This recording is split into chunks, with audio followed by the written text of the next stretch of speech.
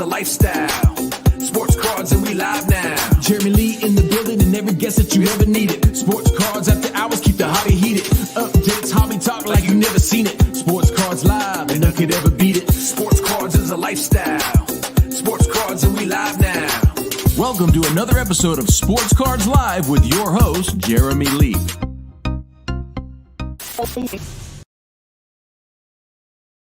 All right, everybody, here we go. Welcome to the PWCC Weekly Hockey Auction Live Party. You got myself, Jeremy Lee. We've got Josh Madigan joining us in a moment. We've got about 135 items up for auction on the PWCC Weekly Marketplace in the hockey category. We're going to be diving into several of them. There he is. He's on the screen. Josh Madigan, how you doing tonight, buddy? Hey, Jeremy, I'm doing good. Glad to be here. Let's talk some hockey cards. Let's talk some hockey cards. You better believe it. We got Name with us. Name's in the house. And Jake Dahl, the early risers, they're with us already. Welcome, everybody, to the show. We've got 29 of the 135 cards that we have selected, and we're going to dive into and talk some hockey cards. And I want to thank everybody for joining last time and joining every time. And been getting some really good feedback, Josh, lately from a couple of people saying that, you know, these shows aren't just about watching what cards are going to sell for or watching your own cards sell or watching other people buy cards. But I've had a couple DMs where people are really saying that they're getting an education, and that's humbling for guys like us who are just sharing what we know about these cards. But it's nice that that people look at this show that way, and they're coming for many reasons. One, to see what's going on in the market, but also to learn a little bit about the cards, because on the PWCC Weekly platform, we're seeing cards from, you know, we're every week it seems like we're having pre-war cards anywhere from 1910 to the 1940 or so, and we also get cards right up to ultra modern. So while I consider you to be more in the know on the ultra modern stuff, and I can go back further. I think between the two of us, some people are finding value in the knowledge that we're sharing. So I want to thank those people for reaching out and everybody for joining. So let's jump in and bring up the PWCC platform. And we're going to start with this card right here, 1939 O-Pee-Chee Frank Brimsek. These are cool, Josh. I don't know if you've ever seen one of these in hand. I've had a few of them myself. And these are really big cards, as you can tell. They are blank on the back, and they're just neat. Now they are oversized. I like standard size cards myself, but when there's no other options, like for example a 69 Lou Alcindor rookie or a 64-65 Topps Hockey, the tall boys, among others, I like that. And when I say I like standard size, I also like, you know, tobacco era cards and smaller ones. Big ones like this, if there was an alternative, I would probably go for it. But in the case of 1939 and 1940 O-Pee-Chee, this is how they made them in those years. It's kind of funny, Josh, because then fast forward 11 or so years later when Parker's comes on the scene and they come out with these little cards. You know, the 51 Parkies are a lot smaller than these 1939 and the 1940 O-Pee-Chees. But this is the Frank Brimsek. It's a PSA 4.5, and this thing is really nice. Like I had a Milt Schmidt PSA 1 of this card, and it was okay, but it wasn't nearly as nice as this one. Obviously, this is a PSA 4.5, but gosh, is this a nice looking piece. Josh, do you have any experience with these oversized 1939-40 O-Pee-Chees? No, I don't. But this is one that Troy actually on our show really did a deep dive into. You're right, they are oversized. I think they're 5x7 is the inches and the dimensions on those. And for us, because we do the total Minnesotan thing, Frank is from Eveleth, Minnesota, home of the U.S. Hockey Hall of Fame. Very close, 20 minutes from where I grew up. And so we had a good time kind of learning about his impact to the game. Of course, he's a Hall of Famer. So a really interesting card. It is a very cool card. And this one is going to, well, let's see, what's it at right now? It's a 220.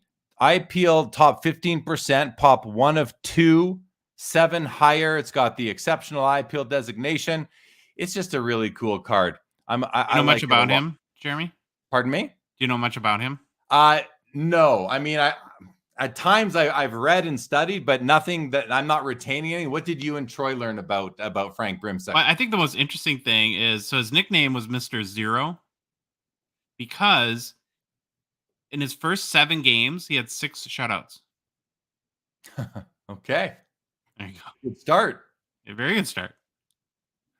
All right. Well, there you go, everybody. Frank Brimsek, 1939 O-Pee-Chee PSA 4.5 VGX Plus. And just a really good card. I wasn't sure if this was a rookie card. I don't think it is because I don't see that indication here by PWCC. So maybe his rookie is in the 33 series or the 36 or somewhere like that. I'm not sure, but still a really, really cool piece. We've got a 1970 Topps Bobby Orr, and I found this one interesting. We've looked at this card before, the O-Pee-Chee version, a few times. This is the Topps version. This is the eyes closed Bobby Orr card, the eyes closed Bobby Orr. You know, it's really nice. The edges, the corners, the color pops. The centering obviously is off top to bottom, and it's got the OC designation or qualifier here by PSA. It's a pretty, I do like the card. What you've made fun of this card before, Josh, in terms of the way his legs look, because he's got these big thighs and shins, and then the little itty bitty skates here at the bottom. It does kind of look funny the way the legs come down. But it's a pretty cool piece, and you're going to be able to get into this one for, I think, an affordable price, especially if you're comparing it to the O-Pee-Chee version or a non-qualified PSA 8, of course. Josh, you want to say anything about his legs again, or anything about this card? Yeah, they're pretty weird. It just seems like that they cropped him out of the photo. It's like how the person cut the scissors in order to put the technology. They didn't have Photoshop or Canva back then, so they had to create these cards by cutting out photographs. So I think that's pretty funny. The question I have for you on this one is, are you a qualifier guy? Do you tend to want cards in your collection that have qualifiers, or I'm kind of anti-qualifier, and I'm just trying to sit here and think to myself, am I being overly snooty about that, or because this one actually isn't that bad? Well, I agree. I don't think this one is that bad either. No, I would rather have this in a PSA 7 holder, so I don't have that OC in parentheses up above there. At the end of the day, though, whether it's in this slab or a PSA 7 or a 6, whatever it would be, the card's still the same. Yeah. Bid accordingly. Pay what you think where you think you should pay for a card like this, or bid what you think you should bid, where you want to pay for it. I have a couple qualifiers in my collection, PSA slab with qualifiers, but they are from 1910, the C56 set. I think I think those are the only cards where I have qualifiers on them. No, I mean, I don't purchase cards with qualifiers on them.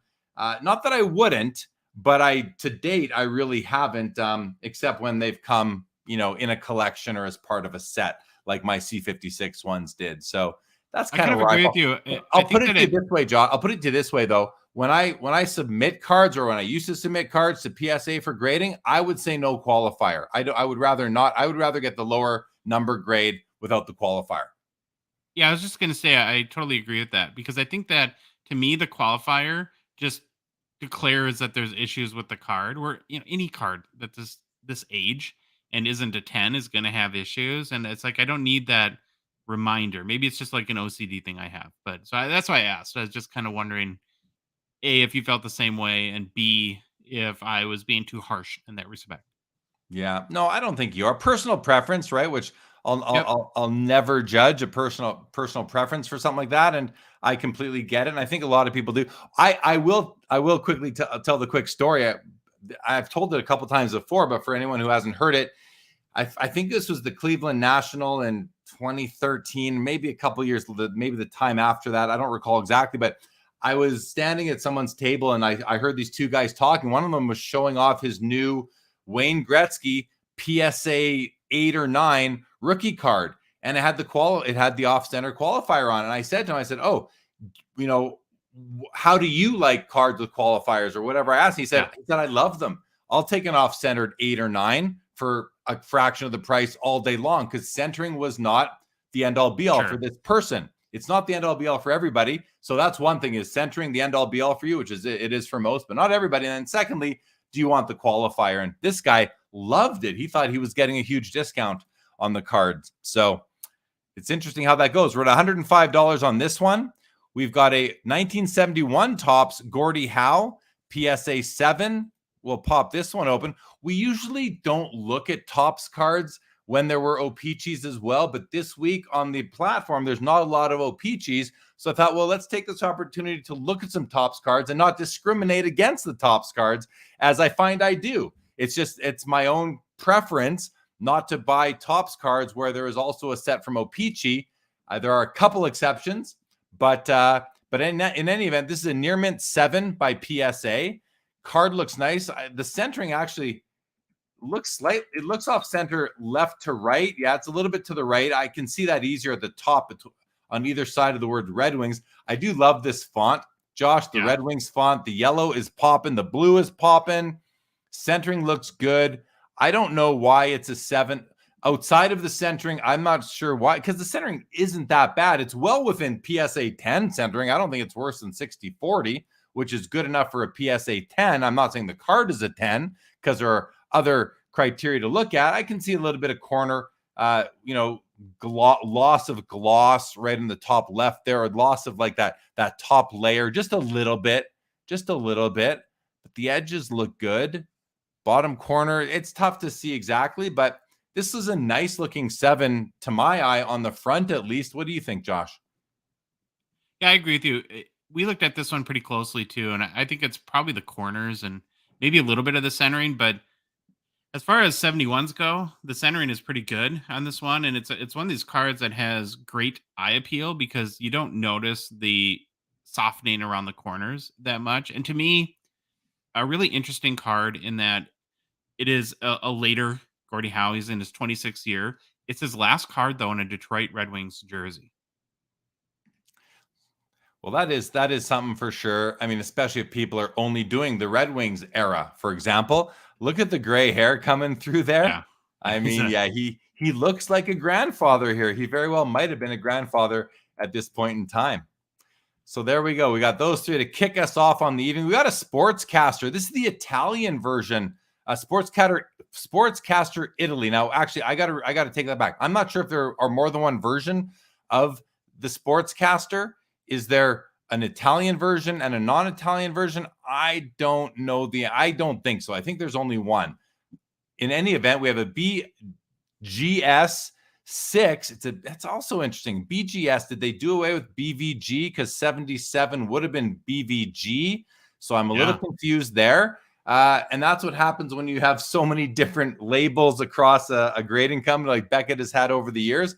It's tougher to know when, what's what. I think this is maybe it's a newer slab, but I don't know for sure. But I've never owned a Sportscaster Gretzky. I know some people swear by it. Some people consider it to be his real rookie card. I don't personally, but it's pretty cool nonetheless. It's a nice shot of him. It's an in-action picture right here. I'm on the fence on these cards. I don't know that I really would want to add one. What about you, Josh? Where do you fall on this Sportscaster Gretzky? We've looked at them before, but I honestly don't know a lot about. Are they standard size? Or are they bigger? They're bigger. They're not. Are they? They're like a 5x7 kind of. Okay. Are they trading cards? Like, what were they? Yeah, they came in packs. They were cellophane wrapped. They were all sports and I think non-sport as well, I believe. So you could get all sorts of different things. I've seen a couple of these packs. I'm going to guess and say there's maybe 12 or 15 of these per pack. And it wasn't like you got the whole set in each one. CC does let us know that there's a Swedish version of them as well. So we know there's at least two, the Italy version and the Swedish version. So I don't know much about them, Josh, to be honest. And it's not like it's something that I was about to say, I don't really care to know too much about them, but that's limiting myself. Why not? Why not learn about them? And maybe I'm willing to give it a chance and see, maybe it is something I want, because I could do some research, find something out about them and be like, oh, that resonates with me. That's a reason why I'd like to add one of these to my collection. But for now, I'm okay, but people do love this card. I know that. I talk to people all the time who say to me, I don't understand why you don't like that thing, Jeremy. I love it. It's so awesome. Well, I have no issue with you loving it and you thinking it's awesome. That's awesome. That's awesome in and of itself. So we have a O-Pee-Chee rookie, the BVG 6.5. And when it comes to any O-Pee-Chee Gretzky in a Beckett slab, I always want to check first to see if it is pack pulled or sheet cut. So let's open it up, and very quickly, I can tell this is not sheet cut. This is pack pulled. You can just tell by the beautiful edges, the beautiful O-Pee-Chee edges. This one is this, we often talk about the edges on the rough cut on the O-Pee-Chee Gretzky, and there are varying degrees of rough cut. Some of you get more a rougher cut. Some it's like, like this one here. To me, this is perfect. This is a beautiful, like these edges are exactly what I like on the 79 O-Pee-Chee with a rough cut. Not too much. I don't mind a little bit more, but to me, these are perfect edges. Corners, this corner showing a little bit of stock there. Same with this corner, top left, a little bit as well. And the top right, yeah, perhaps a little bit too. Maybe more on the top right than others. If we're gonna get cooking and drill right in, you got the fisheye right there on the shoulder. And from a registration perspective, this is a lot nicer than the PSA 8 we saw last week. From a registration perspective, the oil drop is nicely placed, not perfect.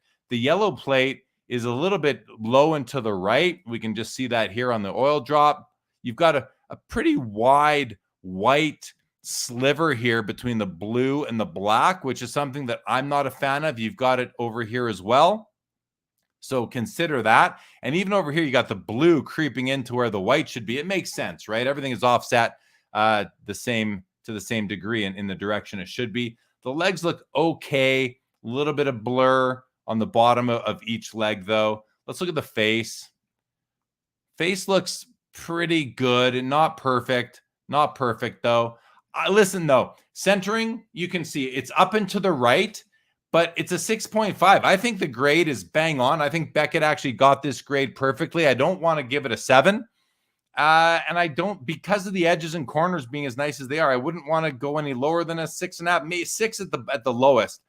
I think this card is well graded, and it's going to, if you're considering buying it, you just have to be okay with the centering as it sits, which is easy to assess with the naked eye. And as you drill in and you zoom in, you can have a closer look at the registration. But aside from centering and the registration issues that we've pointed out here tonight, this is a very nice copy, in my opinion. How about you, Josh? Yeah, I really like it for the grade. I think it is really nice. The centering's a little off, as you mentioned. There's a little registration issues. The corners are not perfect. But I was just looking up while you were talking. So last sales of 6.5s around 2,000 range. And I'm talking US dollars here. And you get into BVG 7, you get up to $3,500, $3,600. That's a big difference. It's a big jump. And there may not be that huge of a difference in the condition of the card. So you might find a pretty good value at this grade. $1,650 right now, plus buyer's premium, which goes without saying. So yeah, it's a nice card, as long as you're okay with that centering. And of course the registration, yeah, there is an issue, but I mean, we've seen way worse in much higher grade slabs. So I kudos to BVG on, I would say, on kind of getting this grade right, at least in my opinion. We have an SGC8 second year Gretzky O-Pee-Chee. Let's have a look at this. And just to give you a preview, we got 3 more of these, but I thought it was interesting because here's an SGC8, we got a BVG 8.5, a 9.5, and then we have the Topps copy in a mint 9. And that's it for these cards. So let's open up this one here and take a look at the SGC8 and just kind of see what's going on here. Top corners, yeah, there's they're not perfect 90-degree angles. The centering is really nice, though. Like, the centering is okay. There's slight counterclockwise tilt. Aside from that, I do think the centering is really nice. Now, I don't know if this is the SGC holder or what, but my eyes are being drawn to that bottom border right now. How about you, Josh? Like, when you just look at the card and you scan it, my eyes are drawn down to the bottom. Let's zoom in and see what we're seeing. And yeah, there's something that's for 8081, that's a pretty rough cut. You know, you look at this big chunk of fray coming off the bottom here. You go along. Yeah, it's almost a wavy cut. That's a wavy cut there on the bottom edge. The right edge is nice. Top right corner, you know, I mean, fine for the grade. This is a card I would say the color is amazing. Before I talk any more about that bottom edge, the overall color on this card is really nice. And I've seen a lot of these. Like, look how bold the yellow and the blue are here, but even the uniform, his face is crystal clear here. Ryan Walter looking good in the background. It's a really nice copy, except for that bottom edge, which I don't like the bottom edge on this one. What are your thoughts, Josh?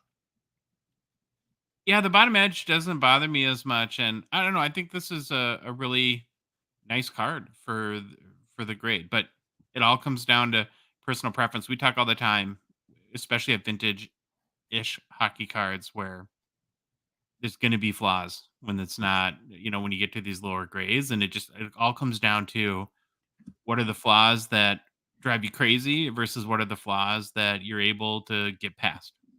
Yeah, exactly. Yep. And that's the hobby, right? It does have the above average eye appeal rating, which I agree with in terms of centering, color, registration, all bang on.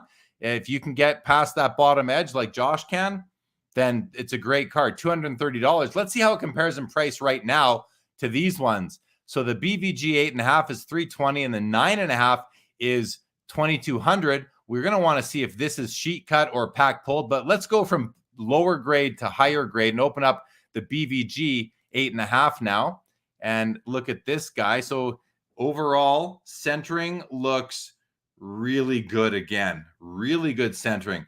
Bottom edge, you know, it's not way better than the last card, but it's nicer to me at least. I like the right edge. It's got the rough cut. And listen, I don't need a rough cut on the 80. I kind of like it better on the 79.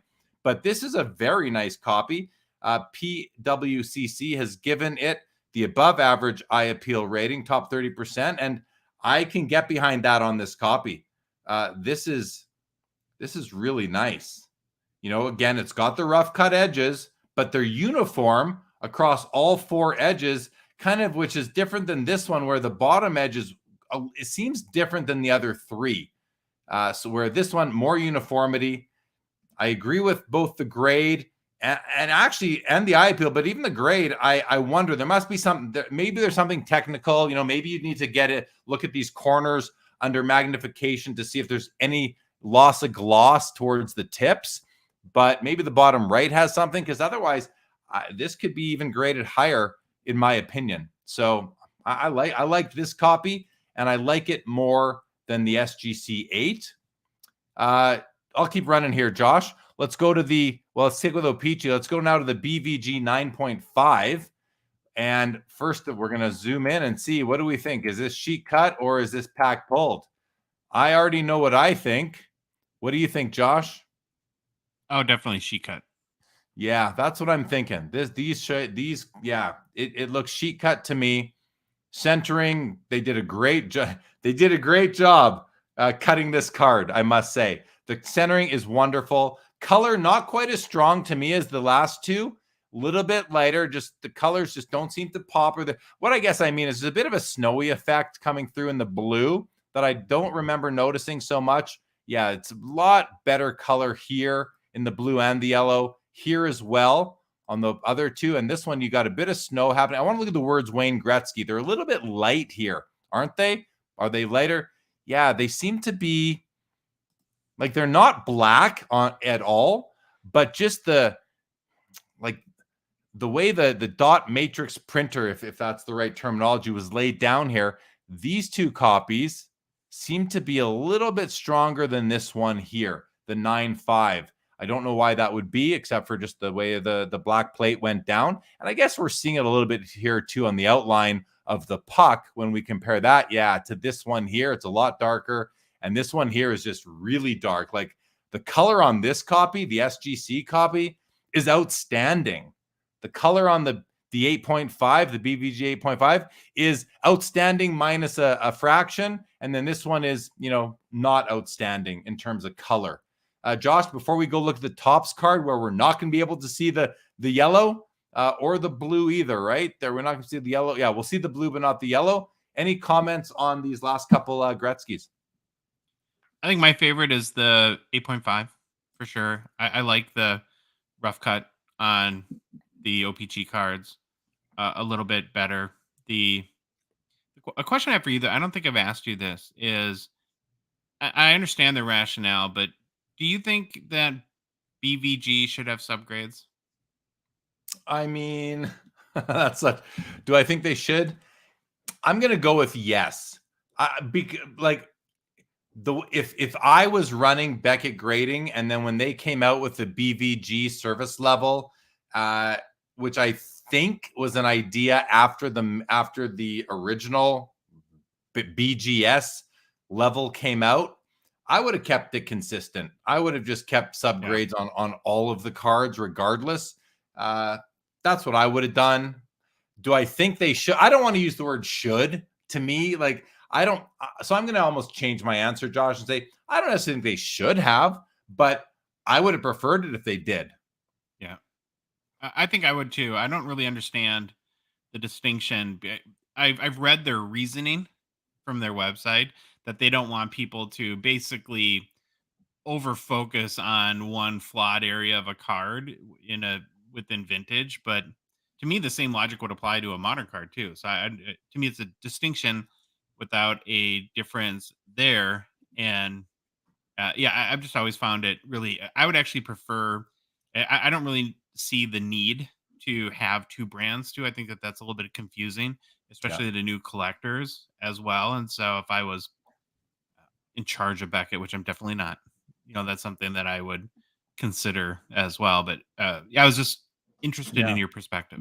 I think today they would also have the same thought you would. And today they would say, we should have just stuck with one brand from the beginning of time. As far as, not wanting people to focus in on one attribute of the card, like on the one hand, the hobby wants transparency, but on the other hand, the hobby says, no, don't tell us where the card is bad. We don't want to focus on that. Like a lot of there's a contingent that just wants to turn a blind eye to what's wrong with a card they have or are looking to buy. I don't understand that. I think the more transparency, the better. And I would prefer that they would have done that. We have the Topps copy here. It's a mint 9. And let's take a look at this. Back in the day, they put the lottery ticket scratch off ink on here, which you could scratch off to reveal who the player was.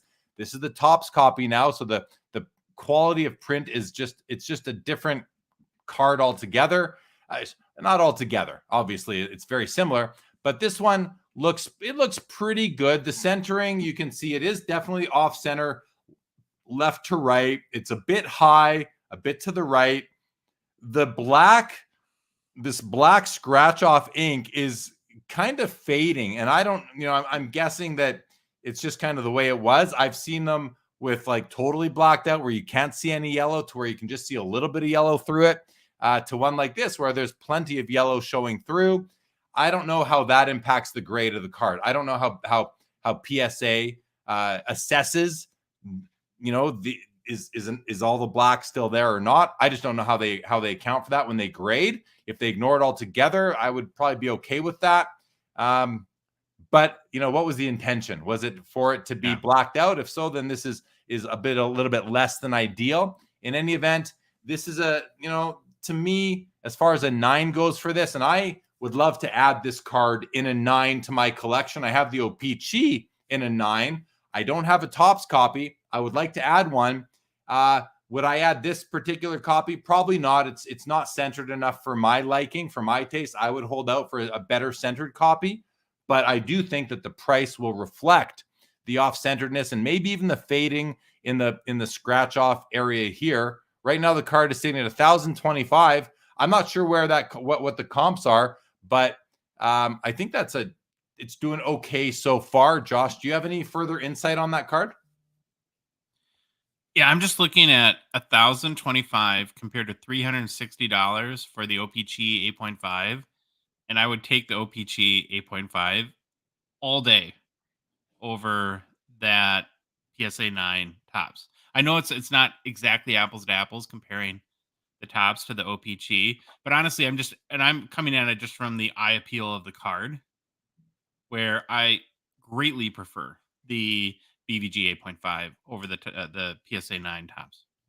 I do too. I think there's two things going on here. One, well, I think there's really, two things. One, 8.5 versus 9, but even more important is it's just the Beckett slab, which it's a great opportunity to, I think, if you can find, great cards in Beckett slabs when the market might be a little down on the Beckett brand, what an opportunity to pick out some of these cards and just add some nice cards to your collection. I think this is the one that I would purchase out of all four of these. You've got this one up here at $240, the O-Pee-Chee SGC8 with the above average eye appeal designation from PWCC. You got the BVG O-Pee-Chee 9.5 and the 8.5, and then the top's 9. To me, this is the gem of the grouping right here.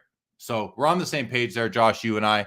And maybe that's because we've been hanging out so much lately over the past several months here doing the show. Before we go on, going to go to some comments and say hello to more people that come through. Louis, good evening to you. 2 cent hockey cards. What's going on? Name says, I feel like there's also a Sunday night community here. That's one thing I really enjoy. That's nice to hear, Name. And you're definitely a part of the Sunday night community, the Sports Cards Live community, and I'm sure the Gong Show community as well. So thanks for being here and for calling that out, Name. Louis says, it's the weekly watch and learn party. Ooh, I like that, Louis. I like that. Gary says, watch the Bruins' first preseason game today. Now get to watch another weekly auction party. Nice way to spend a Sunday. Good to see you, Gary. Thanks for being here. Derek Galloway, in all caps, says, why are sports cards so expensive to buy? Retail blasters are $60 for the new sets. So ridiculous, bro. Derek, licensing fees are expensive. The card companies need to pay a big licensing fee. Cost to produce everything in society has gone up. I think that's part of it, and people gotta eat. But that's it, Derek. That's as much as I'm going to go into explaining that. I don't think Derek's going to have a lot of fun over the next year because it's going to be pretty ugly from a wax price perspective with what we're seeing now with Series 2 pre-sales selling out at over $200 a box. There you go. Welcome to the show, Derek. Says, my father is from Mankato, Minnesota. Josh, is that anywhere near you? Yeah, it's Mankato. It's about hour and 15 minutes from where I live. A little bit southwest of where I live. Jake Dahl says, for some reason, that Brimsek reminds me of the vintage Beehive photos. Yeah, I see that too, Jake. And I think it's the size and just the style of the photo, the image of the player, kind of just a sign of the times. Louis says, not to get off topic, but how much does demographics come into play when purchasing tops or O-Pee-Chee? For sure, if I was Canadian, it would be O-Pee-Chee or nothing, but was curious. I think that's probably right. I think that American-born baseball card collectors, or not born, but American baseball card collectors are probably more likely to add Topps hockey cards from 1968 forward than Canadians would be, 68 being when O-Pee-Chee sort of came back. So I think it does. I think there is a bit of a demographic where you're from, but I even think many Americans are understanding and just kind of giving in to the fact that the O-Pee-Chee cards tend to sell for more, and they're kind of jumping on that same sort of train, I guess. Jump back to theory on that, Jeremy. If I can jump in, real go quick, ahead, please. And you're Americans, you can speak to it from that angle. Well, and I didn't really get it for a long time either, but now that we've been deeply in the hobby for the last 18 months or so, I think my theory is, hockey in the hobby is really Canada's first and foremost. And so I think that O-Pee-Chee is the Canadian brand. And honestly, I don't think it's more complicated than that. I think that that's what it comes down to. So the preference will always be there. And you're right, that the fact that the values reinforce that does not hurt either. But, hockey is synonymous with Canada. Hockey cards are more synonymous with Canada than they are with the U.S. And it's the it's your guys' brand. So it makes sense to me that it has the strong preference. Yeah. Well, all fair comments right there. Junkwax Museum says just waiting on some Lindros cards. Very good. He's a Hall of Famer, no doubt about that. CC says some also put value on the blue print line on the back of the Gretzky rookie. Yeah, some can't that definitely agree with that, CC, that some people do put value on that. There's a bit of an old wives' tale out there that it means it's a first print. It does not mean that. That's just like legend, but I think it's been disproven. And yeah, I will point it out to people. I don't call them first prints. I just say blue lines are present for, and if you want to pay a premium for those, I'll gladly take that from you if I'm selling the card, because I think it's more of a printing flaw than a benefit. But Mike says, what's up? Yeah, what's up with you, Mike Double V? Good to see you as always. Louis says sheet cut and color on the others are better than the 9.5 in my opinion. Yep, agree with you on that. Good evening, Abel in Vegas. Professor, good evening to you as well. Facebook user, who maybe Eli, who is that? I'm not quite sure. Professor says you both get my new seal of approval, double EE, entertainment and education. Thank you, Professor. And Mark Del Rossi, welcome to the show, says, good evening. I have my eyes on one of the bigger listings tonight for a PC player, crossing my fingers during extended bidding. Well, Mark, good luck. And hopefully you will let us know what that was once the auction is over, although you are welcome to let us know earlier as well. All right, Josh, moving on. We've got a PSA 8 Chris Chelios rookie card, which O-Pee-Chee, which I thought we'd look at. You know, it's a affordable way to get into a Chris Chelios rookie, whereas, you know, a PSA 10 is going to be almost $1,000, if not $1,000. And I looked at this, and yeah, it's off center, but it doesn't look bad. But I tend to feel like Josh and I often look at the 9s and above, and when there weren't any, well, let's take the opportunity, just like with some Topps cards, let's look at this and just see what's going on with it. It's off-centered left to right. It's got some counterclockwise tilt to it. Top right corner, you know, not perfect. You've got fray coming off the top, a little bit of a rough cut. Side edges both look nice. Top left corner looks really good, actually. Bottom corners look great with some fray. Minor fray coming off right there. Same with the right corner over there. Card doesn't look bad. I think centering is its biggest issue from what we can see here. And then I'll just skip ahead to the Al Iafrate. I don't know that we've ever looked at an Al Iafrate rookie card on the PWCC Weekly show here, Josh. But if you don't know, Al Iafrate was the guy who, like, during the late 80s, he was winning the hardest slap shot at the skills competition every year. I think setting the initial record for it when they introduced the competition as well. This is his PSA 9 rookie card, O-Pee-Chee, and it's a nice copy. This guy, I mean, you got to see him. He's got a skullet. I believe he had a skullet for several years, right? You know what I'm talking about? So, oh yeah. But this card was like back when I had my LCS in the very early 90s, like this was a card that we would sell when it came in, you know, obviously raw, this is before grading, the card would sell quite easily. He was a popular player back then. Al Iafrate. Josh, any comments on the Chelios or the Iafrate? Were you a Chelios guy? You know what? I'm not a Chelios guy. Personal reason. I was in Chicago on a school trip, like a college trip, and we went to the game, and we went to the Blackhawks game, and afterwards we were going to go to the Chelly's Chili Bar in Chicago, and we couldn't get in.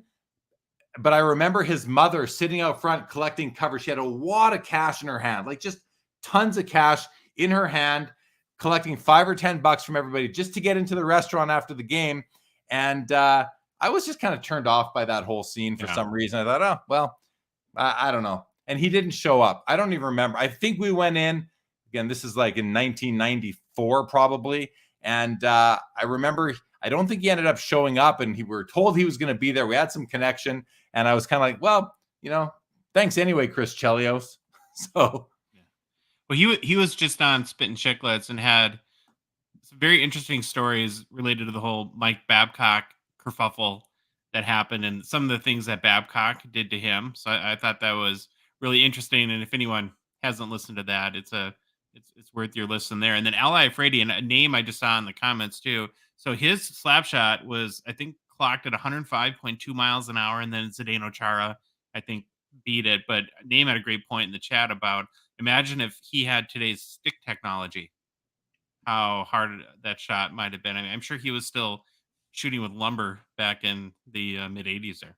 Yeah, for certain. And, based on what you just said about Chelios' appearance on the Spit and Chickless podcast, like if Mike Babcock was, unkind to him, I would actually have some compassion for Chris Chelios and maybe, improve my. Well, he told the story where when he was with the Red Wings, of course, and Babcock was a coach, they were playing in an outdoor game. Must have been one of the very early outdoor games, and Babcock was going to scratch him. And he's a Hall of Famer at this point. And I guess the whole team went and said, we're not playing unless you play him. And so he relented and played Chelios. And I think he played him one shift and then made him sit on the bench the whole game. Just going to, okay, thanks for that, Josh. We're going to take a look at the back of this card because Jay-Z has asked that we do that. The back of the 8.5 Gretzky. Says, the red mark. I see what you're talking about. I don't think that's a pen mark. I think that's fiber. I think that's in the cardboard. I mean, it's so layered, and you see some over here, you see some over here, you see right here. I think that's like in the paper. It's still something that your eye catches your eye, but I don't think it's pen. I don't know for certain, Jay-Z. But I don't think it's pen. It doesn't look like pen to me. It's skinnier here. It widens up over here. It kind of goes off in two directions over here. It looks fibrous to me. So would that give you pause though? Would that make you not or think twice about buying the card? No, that doesn't bother me. It doesn't bother me because I'm going to spend most of my time looking at the front of the card. It wouldn't. And I'm just thinking through some of my vintage cards that, have some issues on the back. And maybe that's why it's not a 9. Maybe, right? Maybe that's why because we thought this was a very nice card. I thought it could be graded higher. Maybe that's why. And I'll take the discount for that, actually. Yeah. I'll take the discount for sure. But good evening to you, Jay-Z. You're bidding on a lot tonight. Very cool. Good luck to you. Let us know what it is when you are comfortable. Maybe it's you asked us to look at that. Maybe that's the one right there. It's on your list. Good. Yeah. And happy to, definitely ask the question. Happy to zoom in and take a look and see what we think. The last card on this row is this Yager 1990 Upper Deck rookie card, PSA 10. I love the card. I have so much nostalgia associated with this card right here. And Josh, last week or the week before, we saw the Frank Patrick 1910 C56 card. And looky here who's showing up on this week's show would be none other than his grandson or a great nephew or something like that. Craig Patrick. I'm not sure what the relationship exactly is, but there's the descendant of one of the original pioneers of hockey in Frank and Lester Patrick. All right. We also have a Sergei Fedorov Upper Deck French. Now, I've kind of, I'm not really into the French cards personally. I don't speak French. I'm happy with English. But the reason, Joshua, I just wanted to talk a bit about this card here tonight because this card was like the Connor McDavid young gun of its time, or the Connor Bedard soon to be young gun of its time. When this card came out, the French version, the regular Sergei Fedorov Young Guns was like a $25 card, which was a lot of money for a card out of the pack in 1991. But the French card was like $300 to $400 if you could find it because, Wow. French was so rare until they went back to the printing press and produced a lot more of it. This card, though, was like the hottest card in the hobby for several months right here. And now you can have a PSA 9 mint condition copy for probably $15 tonight. So just a fun little anecdote about this card here. Josh, do you remember those days? Are you aware of that the Upper Deck French Fedorov was the card of the hobby for a period of time? I don't remember the French, but I literally would not be here tonight if it wasn't for this card. This is the card that made me fall in love with hockey cards, and will be my favorite hockey card for the rest of my life. I get happy every time I see it. And yeah, I was in Hibbing, Minnesota. We had a little card store, and it was the most, it was the one everyone was chasing when you were buying packs. I was 13 years old, so very much in my kind of wonder years at that point. And it was this and the Griffey rookie, the 89 Upper Deck. These were the two cards that everyone wanted in the Fedorov Young Guns. And the thing that surprises me a little bit still, and I haven't taken the time to really do a huge deep dive into it, is why there isn't there's a huge hobby following for Pavel Bure right now, and but there's not kind of the same zest around Sergei Fedorov, and I'm a little puzzled as to why I he have doesn't an have more idea on relevance. that. I have an idea on that. My idea is that Sergei Fedorov comes from a long line of Hall of Fame Detroit Red Wings. There's lots of players for Red Wing fans to collect, and Pavel Bure comes from a very short line of worthy Vancouver Canuck players to collect. I mean, there's Pavel Bure and Trevor Linden and Elias Pettersson. Like, there's nobody like Sure. I mean, okay, Cam Neely's rookie comes from Vancouver, but he was traded to Boston for Pettersson, like back when he was a rookie. Yeah. So you can't count that. Like, there really aren't many Vancouver Canucks that have been collectible to get hobby love. And Bure is, Mark Messier played there, but they hated him in Vancouver. Yeah. So I think that's part of it. Bure is maybe like, it's like Teemu Selanne and the Winnipeg Jets. Sure. That's, the brightest light we ever had. Yeah. Winnipeg had Howard Chuck too, but still not that many, whereas Vancouver had Trevor Linden. So I think it might have something to do with that. Mike Truman, I love the call out of Petri Skriko. I loved Petri Skriko. His rookie card is 88-89 up O-Pee-Chee. I know that card for sure. And I used to pick him in my hockey pools. Petri Skriko, Tony Tanti. I mean, these guys were getting points in the 80s and early 90s. So I love that call out, Mike. That is awesome to see Petri Skriko hit the chat tonight. Before we go on, a couple more comments. Andrew King from New Jersey, what's going on? Welcome to the show. Jay-Z says 56 errands. I'm judging the Gretzky. Okay, good to know that's what you're going for. Andrew King is a big Bure PC. Same thing right here. Mike Truman says it's hard for me to pay a premium on graded junk wax when there's a very good chance I have gem mint copies lying around ungraded. I hear that, Mike. The one thing I'll say is that $11 I don't think is a premium.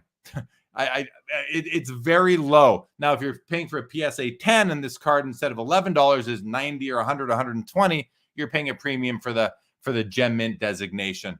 But I understand that comment for sure. But to each their own. Agree with that 100% too. Jay-Z says the French Bure Fedorov in the Captain's Club, the one with Lindros, that's a cool card too, for sure. Very influential. I think Louis is talking about Pavel Bure here. And then, the Sedin twins. That's true, CC. The Sedin twins are definitely worthy of collecting. Todd Bertuzzi could have been, but then there was that whole debacle. And, there's been some other good players too there as well. But, even with Bo Horvat leaving, Brock Besser is still there. But, is he collectible anymore? He was for a time. Yeah. I think Pettersson, you got Quinn Hughes. So we'll see what happens there. Next up is this 2003. So 2 years before his rookie card, Russian Ice Young Lions, Alex Ovechkin. PWCC is calling it a rookie card or a rookie year card. PSA 7, Pop 6, 9 graded higher. I don't know much about this card, but it's an oddball. And if you're someone who's trying to, have a lot of Ovechkin cards, this is something to consider. Definitely something to consider.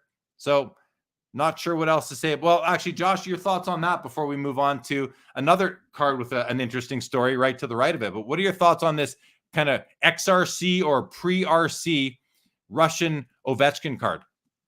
I think it's going to have appeal, of course, to certain collectors. The one thing that I think about, though, and I kind of, if you're going to do like sort of like an Ovechkin player run, number one, he's played so long and he's played in an era where do you think there's got to be hundreds to thousands of different Ovechkin cards? So to me personally, it's not the one that I would maybe go after necessarily. But the one thing that a card like this makes me think about is all these guys, you think about him approaching the Gretzky record, and just the fact that that they play in Russia usually for a couple years too before they come over, and it's even more impressive. And I'm kind of looking up right now. Um, did he play in the KHL? I don't know. Is Dynamo Moscow, is that a KHL team, or is think that so. more of like a higher end junior? Yeah. So I mean, gosh, if he had started like today, now we got. It's funny. Troy and I will look up guys that are young, like the Elias Pettersson types, or by trying to think, and they're 23 years old, and you look and they played 5-6 years in the NHL already, and you're just like, Yeah. wow, these guys are starting so young now. Talking about Bure a bit more, Andrew King says he was something else to watch. His highlights are better than modern day highlights. Shame the hobby doesn't appreciate his cards, though. Ooh, I think they do appreciate his cards, Andrew. Do they not? Yeah. Bure gets a ton of hobby love, and I think the hobby does appreciate them. That's my perspective, but that's what I'm seeing. Name calls out Roberto Luongo. I like Luongo a lot. I have a small Luongo PC, and I love Roberto Luongo as a like I just love who he is when he's interviewed, when he's in doing any broadcasting. He was a great goalie. I'm a big fan of Luongo. I think he's underloved. Another good call out for Canucks who just don't get the love. Larry's Classic says Bure was phenomenal, and his skill in NHL 93 helped his popularity. Good call. And this is funny. Louis says Bure stole my childhood sweetheart. Well, that's hey, sounds like Candace Cameron he's talking about. I What's think he's that? talking about Candace Cameron, right? Oh, From, that's who he married. No, that was Valerie Bure married her, not Pavel. Oh yeah, that was his that's brother. right. That was his brother. Well, then there's big family drama if he stole her too. Yeah, if he stole her too, for sure. And Doug Poole says, I would say Bure's cards are definitely gaining the momentum and values these past 3 years. Yeah, maybe a bit more than 3. I feel like pre-pandemic, I was seeing a lot for his cup card. When he started having nice cards in the cup, I started noticing that those cards were not going cheap. Okay. The patches especially are huge money. That's what I'm thinking of. Yeah, exactly. Okay. 2005 SP Authentic Sidney Crosby Future Watch Auto Gem Mint 10 number 264 of 999. I said earlier that this card is a bit of a story. So this one, when I saw this card on the auction, I had to do a double take on it because it looks very familiar to me. Why? Because if you were watching the premiere auction in August that I do with Adam Gray, this card was for sale in that auction. This exact copy. And it was my copy. So I sold this copy on the PWCC Premier Auction in August, and it sold for $9,000 plus buyer's premium. Is that what I said, Josh? Was it $9,000? Yeah, something like that. $9,000 plus buyer's premium, I think is what it sold for. And here it is for sale again, like a month later on the weekly platform. I got paid out. I got paid for the card. So the card was paid for. This isn't like a relisting. I have evidence of that personally. It was my card. So somebody bought it and is immediately flipping is what I gather from all this. And I just thought that was interesting.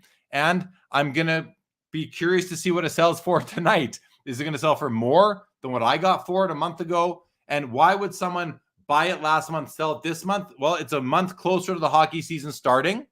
There's some hope in Pittsburgh, maybe more hope now than there was a month ago that they will do something this season, like win a cup or go deep in the playoffs, whatever it might be. So I don't know what the reasoning would be. Maybe the person that bought it, something happened. They needed to get the money back, or they saw something they want more. There's many reasons why that could happen. I'm just curious to see what it sells for tonight. Is going to be more, less, or the same as what I got for it. Time will tell. Josh, any comments?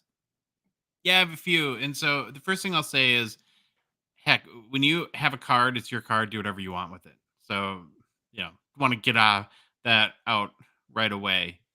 In general, though, I don't think cards at this level are great short-term flips. I think there's a lot of risk that comes with that. And who knows, maybe circumstances change or something like that require them to sell it right away. And so hopefully it works out well for the seller and buyer. And then, I was thinking too, and I've gotten to know you a little bit, and I watched that show when you were selling him, and I got to ask, there's got to be a party. I know that you kind of have a little bit of a sort of, it's not easy cards to sell, not easy cards to part with. And I think there's sort of a hobby romantic side to you that was really hoping that they would go to a collector that was going to really cherish them and love them. And so it had to have been a little bit just inherently disappointing, I would assume, to see it up for sale again right away. Again, given the caveat, your card, do whatever you want with it. But I'm just curious if you felt that a little bit of that little part of you felt disappointed. I did. There was a little bit of that, like, and you're right. I'm a bit of a hobby romantic, I guess. I do want my cards I sell to go into good homes that are going to be loved and appreciated as I loved and appreciated them. And, but I agree. If someone pays if you're going to pay the freight on the card, you can do whatever you want with it. You can keep it, you can sell it, you can trade it. It's up to you. So I don't hold it against anybody, but yeah, I'm a little okay, So it is what it is. I'll move past. Let's see. Let's scroll it out of the way, and there, I'm over it. Okay, let's keep on going. Couple of Brad Marchand cards right here, and this is the image that's on the thumbnail tonight. You can see him right down below here. That's where I pulled it from, and I was on the Sports Card. I recorded an episode of Sports Card Madness podcast 2 days ago with the fellas from that podcast, and they're from the Boston area, and we talked about Marchand, so I had him on the mind. This is his Cup RPA at a 249. One of the better Cup RPAs at a 249 in the history of the Cup. This is a BGS 9.5, which certainly doesn't hurt it, and a nice 3-color patch, pop 20, none graded higher. Nice looking card at 550. And Brad Marchand, you hate him when he's not on your team, but you sure would love to have him on your team. And as Andrew King points out right here, he was made captain, which I think is kind of like a little bit of an eyebrow raise, but also like, that's cool. Maybe he's maturing, not looking opponent players' faces anymore, and will just be captain material. And here is a 2012 signature patch of his. $145 for this. It's out of 99. A really nice patch. That's what I think is driving the value. Certainly the grade is not driving the value. The slab is not driving the value. The print run of 99 is not driving the value. It's that patch. That is a really nice patch from the inner part of the B from the Bruins logo. Josh, any thoughts on Marchand or these two cards of his from the Cup? Not personally a big Marchand guy, but I love Bruins cards because the patches are just awesome, and so it makes these cards interesting.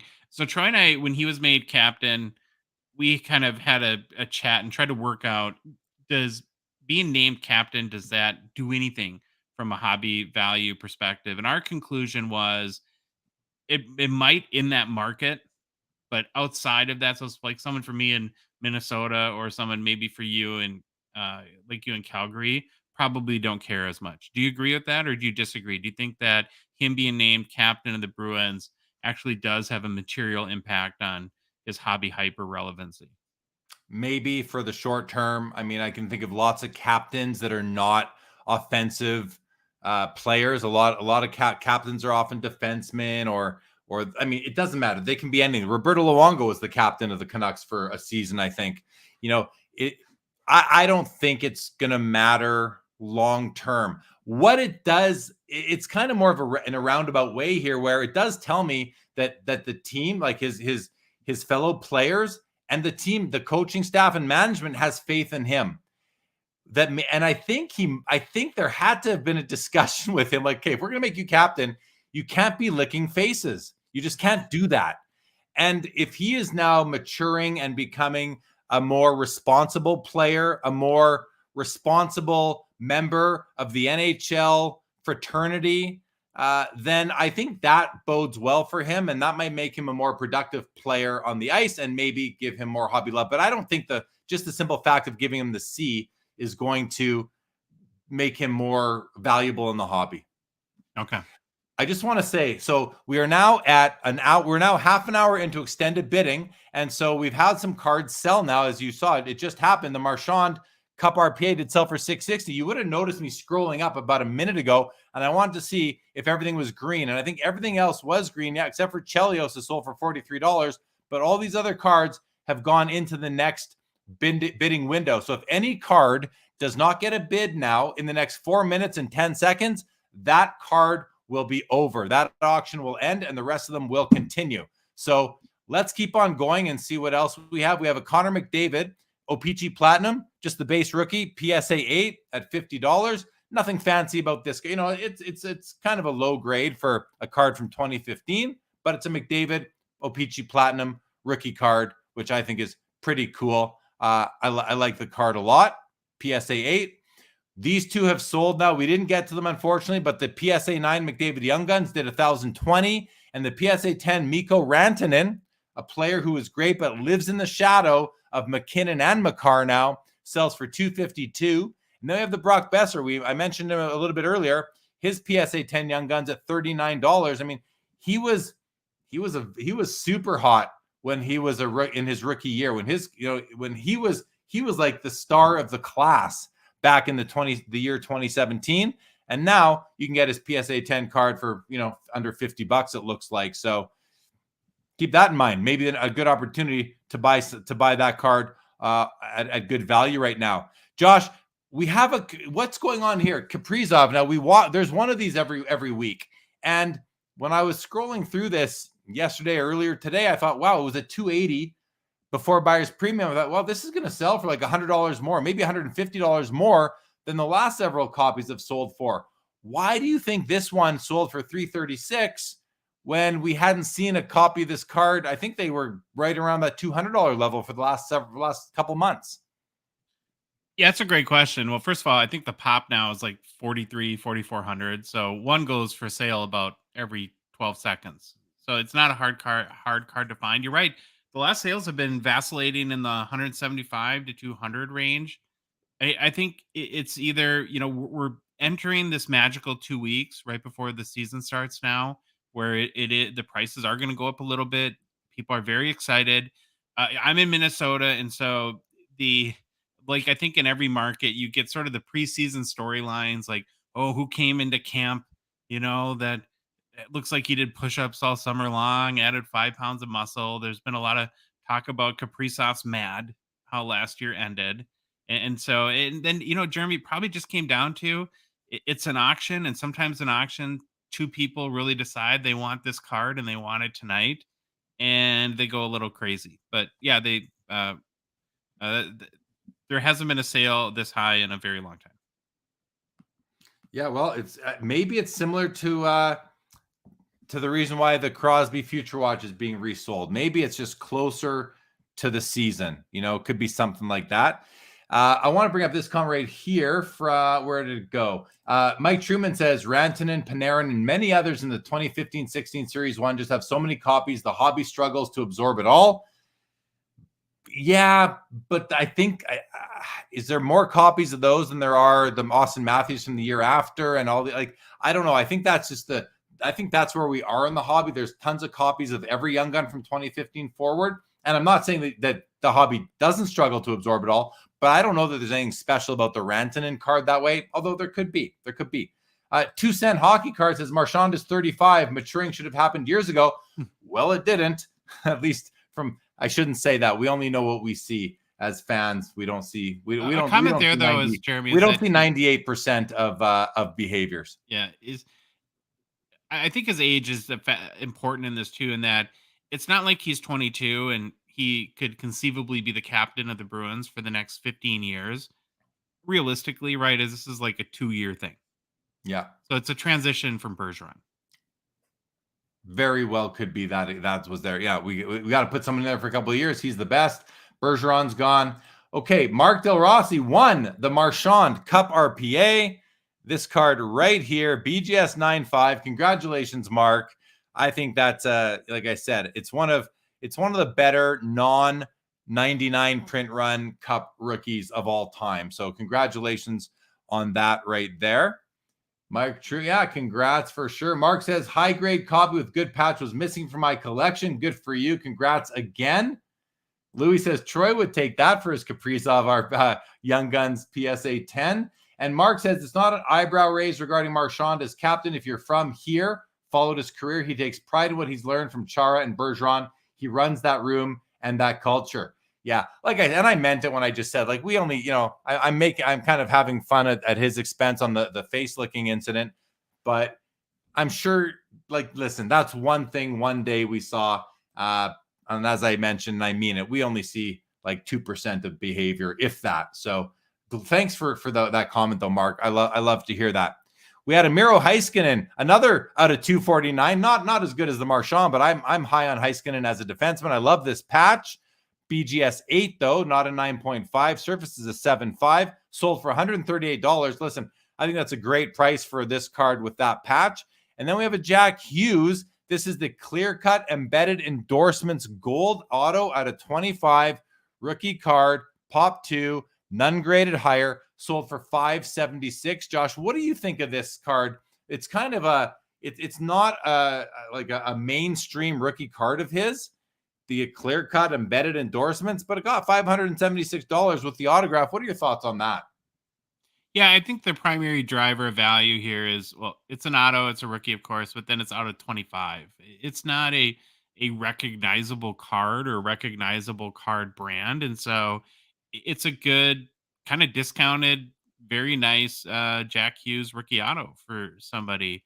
But I don't think that this is like a PC card to me. It's not one of the recognizable, like I said, card brands that, if his career goes to where people might hope it goes to, that would be one of those that could go up a ton in value down the road.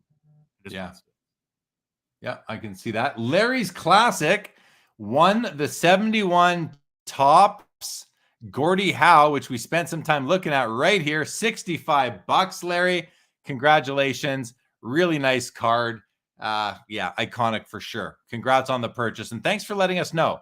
That makes it so much more fun for myself and Josh. Let's go on to page 2. So the top 3 have been sold. The Kaprizov Flashback or 05 Tribute Young Guns did $72 in a PSA 9. Josh, I want to know your thoughts. Like, I think, look, it looks just like the Crosby and the Ovechkin Young Gun, same design. What do you prefer? Do you prefer this kind of card, which I'm guessing, and I don't know, would have a lower print run than his Young Gun? Probably a way lower print run than his Young Gun and population. Would you prefer this to have a scarcer or a rarer card, or would you prefer to have the Young Gun like Troy does and that we saw sell for over $300 today? Grade I prefer this one. I prefer this one hands down. And this one here. Yeah, it's our North Stars color pattern. Not a lot of Wild fans like our colors, and I'm definitely on that list. And so, like, if you go to a Wild game, it's going to be almost all reverse retro jerseys that have the North Stars color palettes. They're just so much better than we have, like, ugly Christmas sweater colors. So I very, very much prefer this card. So it's why I really like his Future Watch Auto too, because it's in a reverse retro as well. And so for that reason, I'm always going to gravitate to that. And then I totally agree with your point too, that over the long haul, his pop counts are so much lower on some of these cards that I think for savvy buyers and collectors, that's going to be a meaningful difference. I like that you point out the reverse retro. I do love these colors as well. I wish those were the colors that they went with. They're just really, really cool. Okay, we have an Adam Fox 2021 PMG Red out of 100, sold for $100 in a BGS 9.5 holder. Seems like a pretty good price. I mean, not a rookie year card, but still seems like a pretty good price. And the Cole Caulfield, it's fun to keep tabs on Cole Caulfield's PSA 10. Young Gun does $234. Josh, how does that rank from a valuation perspective compared to kind of what we were seeing towards the end of last year, even though he was hurt? And do you what are your thoughts on Cole going into the next season? He's been the guy that everybody's been buying, and this is a little bit lower. So it's kind of interesting to compare this one to the Kaprizov, where normally they've been selling in the 300, 325 range. And so somebody got a good discount here with that one.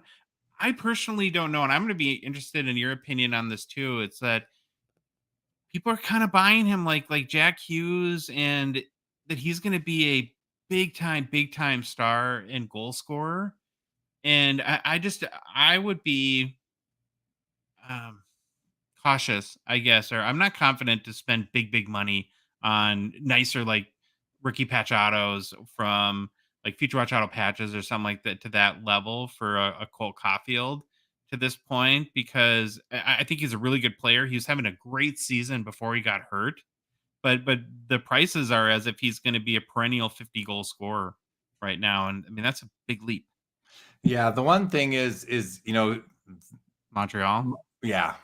Habs fans are a breed of their own, and hockey is we might think that people might think that hockey is like a religion in Canada, but it's a religion in Quebec. It's a religion in Montreal more than anywhere else. I would say in the whole country of Canada, probably even more than in Toronto. Toronto's got the Blue Jays. Toronto's got the Raptors. Toronto's the financial hub of Canada, and Montreal has the Montreal Canadiens. They don't have the Expos anymore. They have Montreal Canadiens. Hockey is life in Montreal, and the hockey fans there are, and the card collectors there are super passionate, probably the most passionate of any market in Canada. And no offense to any other market, including the two that I've been from. Matty Beniers' 2022 Upper Deck Clear Cut Young Guns sells for $516. I don't follow these clear cuts too much, Josh. I know a lot of people do. This is a BGS 9.5. It's a cool card. What can you tell us? Oh, and one thing I want to point out about Matty Beniers is that he's bigger than I thought he was. I thought he was going to be like 5'8". I think he's like 6'2", or at least that's what he's listed as on the back of his cards. What are your thoughts on this card, on Matty Beniers, his upcoming season, this card in particular, and the price it went for tonight? Yeah, I've been pretty down in general on the whole 2022-23 class, and I just think it's very average hobby class that we had this past year. And you look at his numbers, and they were good. They're just not. I think he tends to disappear a little bit at times. He would have a good maybe 4 or 5 game stretch, and then not. Definitely in the playoffs, I think that happened for sure in his first playoff round. There's a couple things that I think are notable about this card and this sale. The first one is that this is, I think, the first BGS 9.5 that sold. A PSA 10 just sold 2 days ago for over $1,000. So you're getting a great BGS discount with this card. And then the other thing that I'm been thinking about a little bit, and we actually talked on our tomorrow show a little bit about, is so now with Series 1 coming out in 6 weeks or something like that, in the new configuration, we're going to have a bunch of more numbered parallels. That I wonder what's going to happen to the value of clear cut now that there's going to be something like, I think, 200 more total numbered young guns. Will it have the same gravitas with collectors going forward?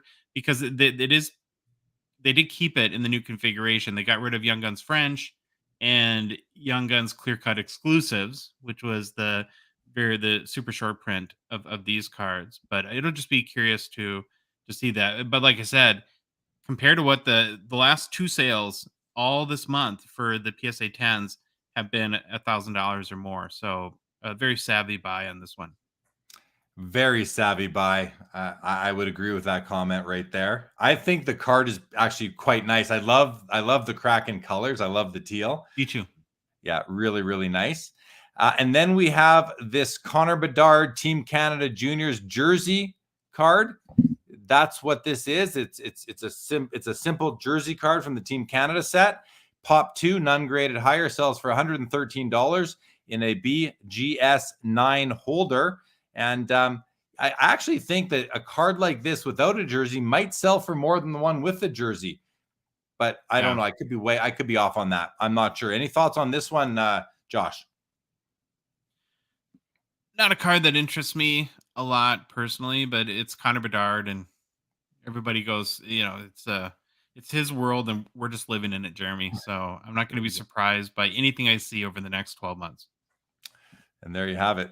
There you have it. Okay, let's go back. I want to go. Oh, not there. Let's go to here. And we're going to stop at, well, first, okay, let's do this one first. The Yager PSA 10. The professor picked up the 1990 Upper Deck Hockey Yager rookie PSA 10.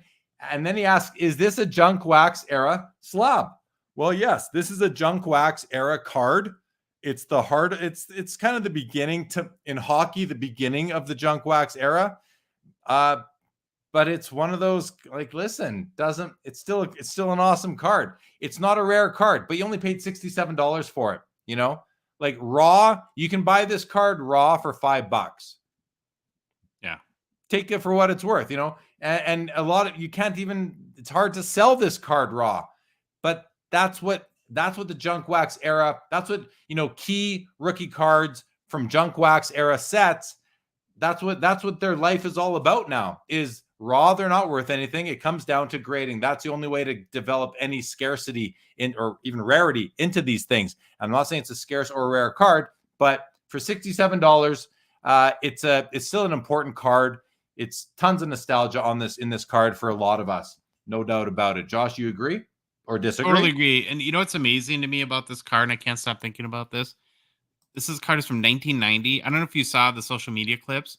He's playing this season for his pro team in the Czech Republic.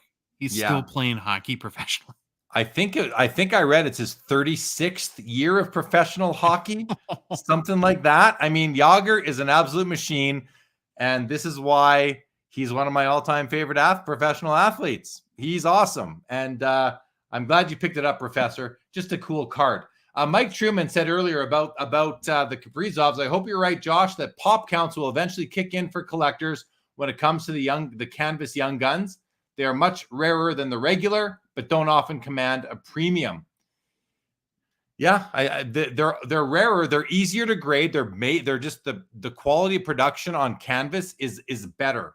You'll see more PSA 10s and more BGS 10s in canvas than you will see in regular young guns. But thanks for the comment, Mike Truman. Jay-Z says, I got an Aaron Judge Topps Gold Chrome and moved off the rest. Congrats on that. The 80 Gretzky now close to 600 with premium, so I'm out at that price. All right, Jay-Z, thanks for keeping us up to date with what's going on. And baseball card, Curmudgeon is back. Good to see you. What is up with you? Thank you for joining the show. And then the last thing I wanted to touch on here was this card here. So the card that was mine, this card, exact copy, I've looked up the price I sold it for on the Premier auction last month. Sold for $11,400. Sold for $9,500 pre-buyer's premium plus 20% last month, and this month it sells for $9,000 plus buyer's premium. So number one, I'm glad I got more money for it than this month's seller did. I mean, I'm glad that I got the most out of this card in the 2-month period. But that's, I don't know what else to make of it. Maybe the Premier auction gets more eyeballs than the weekly does. Maybe they would have been done better to save it for this month's or the October Premier, or to have sold it in the September Premier. I sold mine in the August Premier, or I sold this card in the August Premier. So interesting to know, but it sold for a little bit less tonight than it did last month. So that's at least something that softens the blow for me, that I'm seeing my old card relisted, even though I'm, like I said, I am over it. There's no blow to soften, really. Any comments on any of that, Josh? Yeah, I'm not trying to rub salt in anyone's wound here, but you have to remember that when you buy a card, you pay the buyer's premium. When you sell the card, then you don't get that. You get the total sales price less the buyer's premium. So that's about a $2,000 difference on this card. And to me, that just goes back to, and again, I don't know the circumstances. Maybe somebody had intended to keep it for life and had to flip it, and that could very well be the case. But I think it reinforces my point about the risk, the really high degree of risk in doing a short-term flip on a high-value card. Yeah.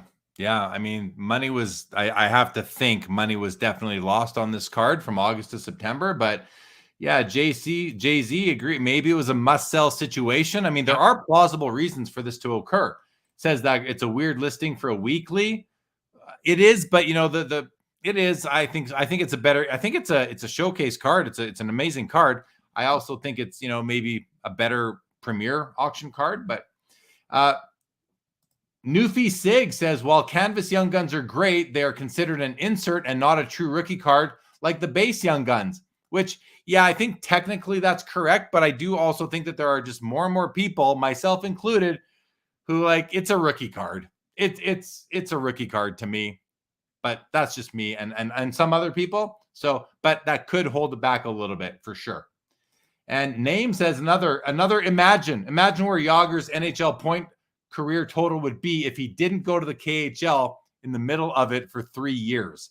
Yeah, put 300 more points at least probably on his career totals, and he would be probably the second other player in history to score 2,000 points in a career. So definitely something there. The professor says, I was willing to pay premium for the added double J seal of approval, Jeremy and Josh, on the 1980. Oh, did you buy that, Professor? Did you buy that as well? I guess you did. So nice.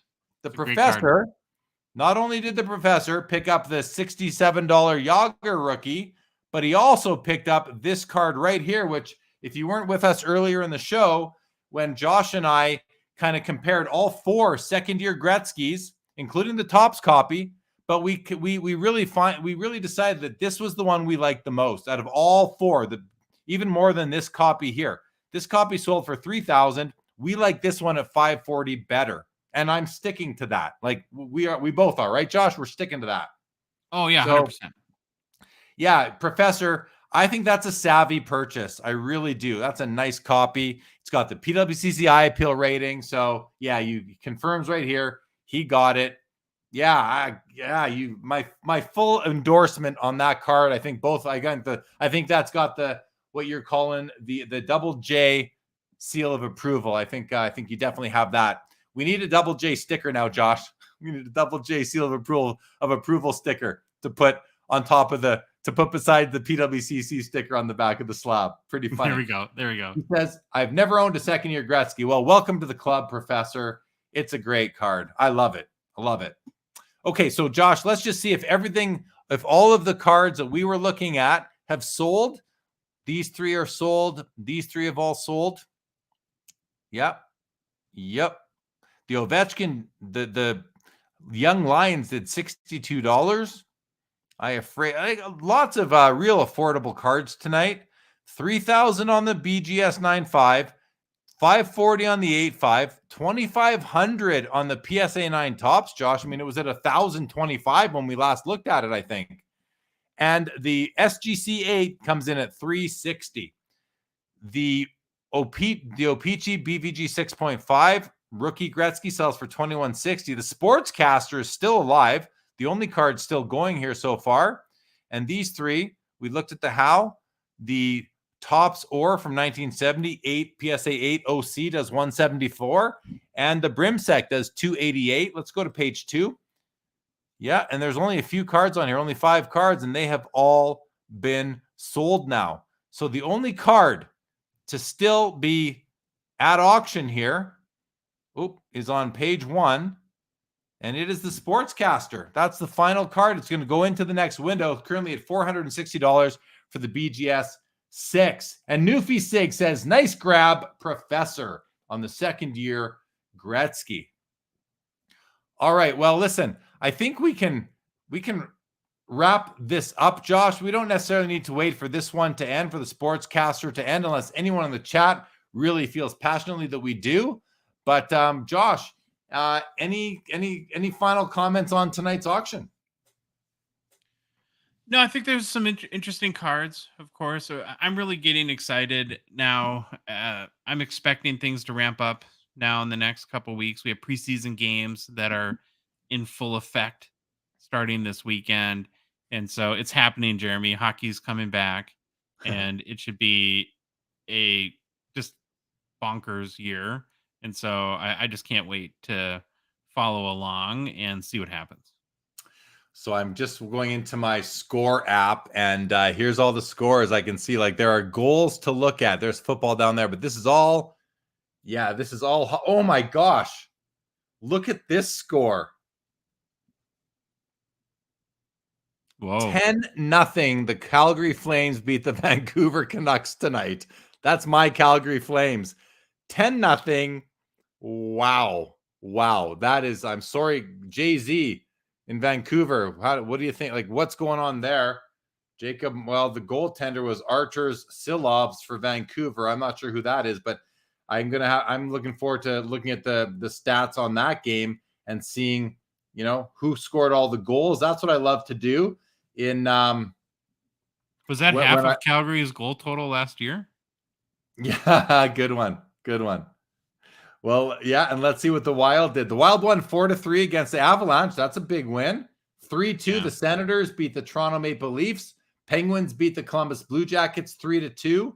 The Bruins shut out the Rangers 3-0. Only notable goal scorer there is Jake DeBrusk. We had a 2-1 Winnipeg Jets over the Edmonton Oilers in overtime, or a shootout, I should say. The Dallas Stars beat the Arizona Coyotes 7-0 tonight. I'm not seeing any of the stats. Arizona's doing a bit. They have like 5 teams right now because they were in their main squads in Melbourne for that global series with the Kings. And we were at a card show yesterday, local one here in Minnesota. And the talk of the show was, did you see the Logan Cooley goal from Saturday? Yeah. Amazing. That's pretty awesome. Logan Cooley scored a highlight reel goal the other night. He was the 3rd overall pick in 2022. And it looks like, it's one highlight, but that was a spectacular highlight. Looks like the Arizona Coyotes might have a superstar on hand. I mean, that was amazing. So, okay. A couple final comments coming in. Louis says, since this is watch and learn, a buyer's premium equal to 20% of the winning bid amount will be added to the final sale price. Yeah. Well, just so everybody knows, these include the buyer's premiums. So all the prices that we're looking at here are BP inclusive already. It's not. So this is not a $3,600 card. The buyer pays $3,000 for this and $2,520 for that. So keep that in mind. So no, Louis, it's not from the PW. Oh yeah, that is how it works. But when it says sold for, that includes the 20% buyer's premium. And the Sportcaster is still going here at $470 as we sit right now. Okay, well, Josh, thanks as always for doing the show. This was great. Chat, you guys were awesome tonight. Thank you for your comments, your questions. That's it. We're going to sign off. Josh, goodbye. Good night. Nice to see you. Chat, nice to see you. We'll be back. I believe we will be back next Sunday. And with that, this episode of the PWCC Weekly Hockey Auction Ending Watch Party on the Sports Cards Live YouTube channel is almost over. I just want to remind you to listen or watch the Hockey Cards Gongshow on YouTube or on podcast. And of course, subscribe to Sports Cards Live on YouTube and Spotify and Apple if you haven't yet. Thank you, Professor, for being here. Appreciate you. And that is it. This episode is now officially over.